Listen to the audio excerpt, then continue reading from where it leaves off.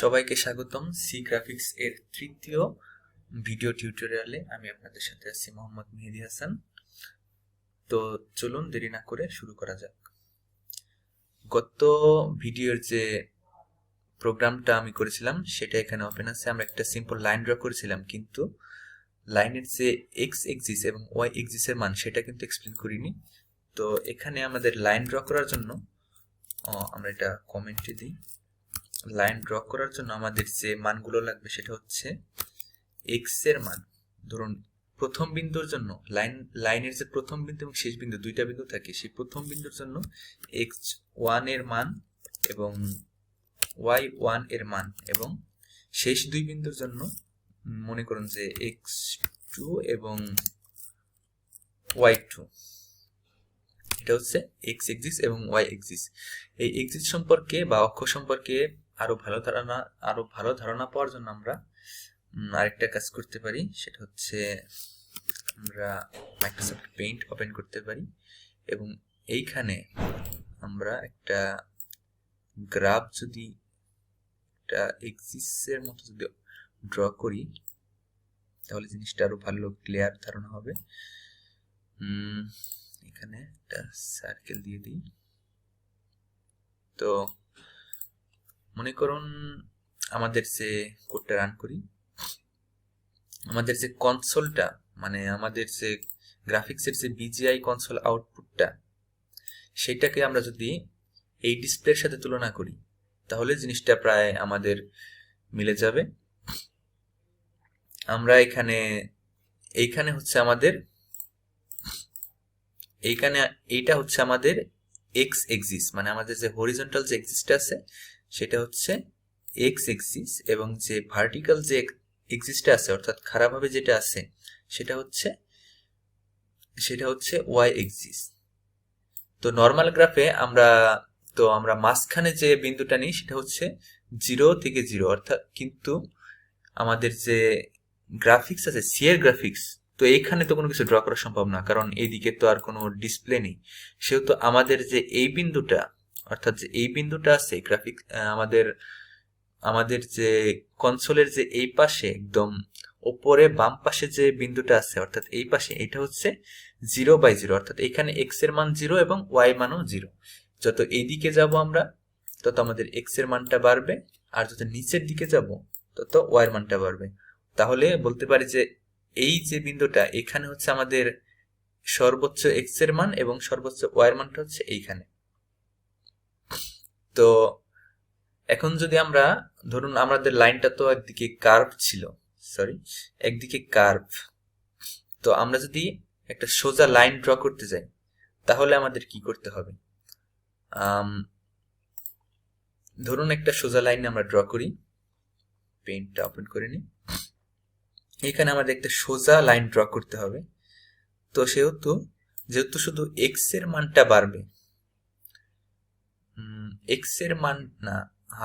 X এর মানটা যেহেতু বাড়বে কিন্তু ওয়াই এর মান কিন্তু ঠিকই থাকবে, সব পাশে ওয়াই এর মানটা ঠিক।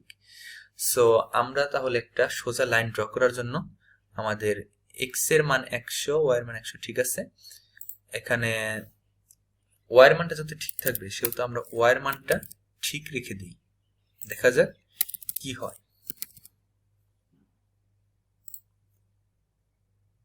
তো দেখতে পাচ্ছি আমরা একটা একদম ভার্টিক্যালি একটা সোজা, কিন্তু একদম সোজা লাইন তৈরি হয়েছে। তো সেহেতু আমরা যদি আবার এর উল্টাটা করি, যদি আমরা এক্স এর মানটা ঠিক রাখি,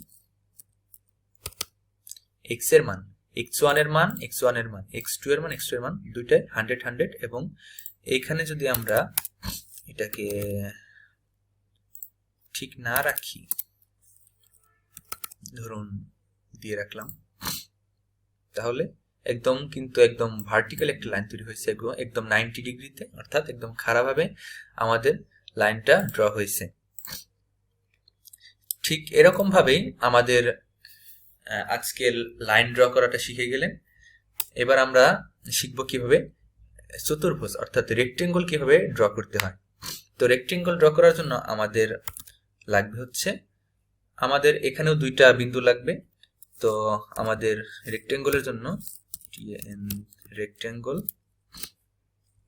এই রেক্টেঙ্গলের প্রথম বাম পাশে যে বিন্দুটা আছে, অর্থাৎ উপরে বাম পাশ, অর্থাৎ যদি এখানে দেখাই একটা রেক্টেঙ্গল ড্র করি, এই পাশের যে বিন্দুটা, এই পাশে যে বিন্দুটা আছে, এই বিন্দুর মান এবং আমাদের এই বিন্দুর মানটা বলে দিলে আমাদের যে রেক্টেঙ্গলের যে লাইব্রেরি ফাংশন আছে সে অটোমেটিক্যালি এটাকে ডিটেক্ট করে একটা রেক্টেঙ্গল ড্র করে দেবে। তো আমরা রেক্টেঙ্গলটা ড্র করি। রেক্টেঙ্গল ড্র করার জন্য রেক্টেঙ্গল আমাদের লাগবে আবার লাইনের মতোই x1 y1 এবং x2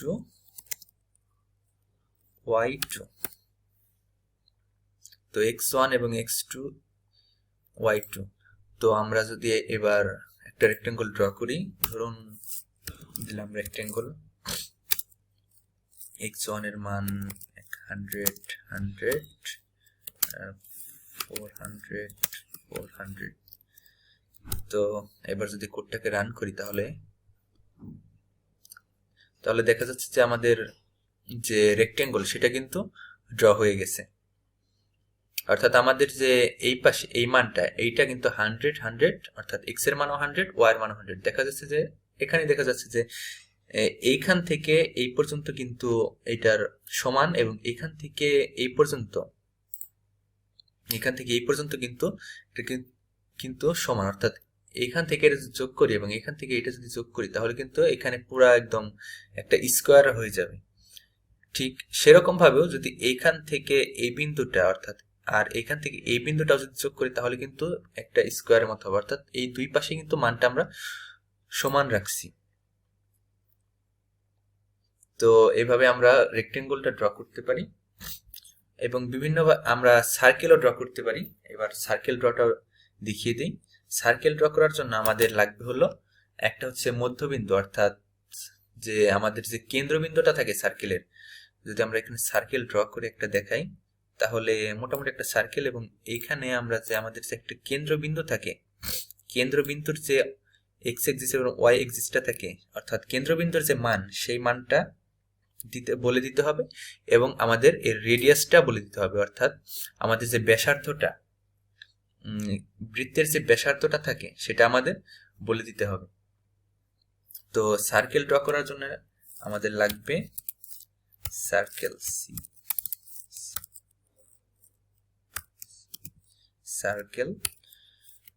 এটা হচ্ছে প্রথমে বিন্দুর মান, কেন্দ্রবিন্দুর যে মানের জন্য x1 y1 এবং আমার যে ব্যাসার্ধ রেডিয়াস, আর রেডিয়াসটা আমাদের এই রেডিয়াসটা বলে দিতে হবে। তো আমরা যদি এবার একটা সার্কেল ড্র করি, সার্কেল আমাদের মানটা দিয়ে দেই 30 বাই 30 100 দিয়ে দিই 300, আর রেডিয়াস দিয়ে রাখি 60। তো এবার যদি কোডটাকে রান করি তাহলে আমরা দেখব যে আমাদের সার্কেলটা কিন্তু ড্র হয়ে গেছে। তো আমরা দেখতে পাচ্ছি যে আমাদের সার্কেলটা কিন্তু ড্র হয়ে গেছে। এবার যদি আমরা রেডিয়াসটা একটু বাড়িয়ে দেই, মানে ধরুন 100 দিই, তাহলে সার্কেলটা বড় হয়ে গেছে। তো এইভাবে আমরা আমাদের সার্কেল ড্র করতে পারি। তো এই ভিডিও টিউটোরিয়াল এই পর্যন্তই। আজকে আপনারা শিখলেন কিভাবে লাইন ড্র করতে হয়, কিভাবে ডিসপ্লে মেজারমেন্ট করতে হয়, অর্থাৎ ডিসপ্লের যে গ্রাফের যে এক্স এক্সিস এবং ওয়াই এক্সিস সে সম্পর্কে আশা করি বুঝতে পেরেছেন, এবং কিভাবে রেক্টেঙ্গল এবং সার্কেল ড্র করতে হয় সেটাও শিখে গেলেন। তো পরবর্তী ভিডিও টিউটোরিয়ালে আরো কিছু বিষয় আছে, সেগুলো আমরা শিখব, এবং ভিডিওর শেষের দিকে আমরা কিছু প্রজেক্টগুলো করব। সো সাথেই থাকুন। ধন্যবাদ।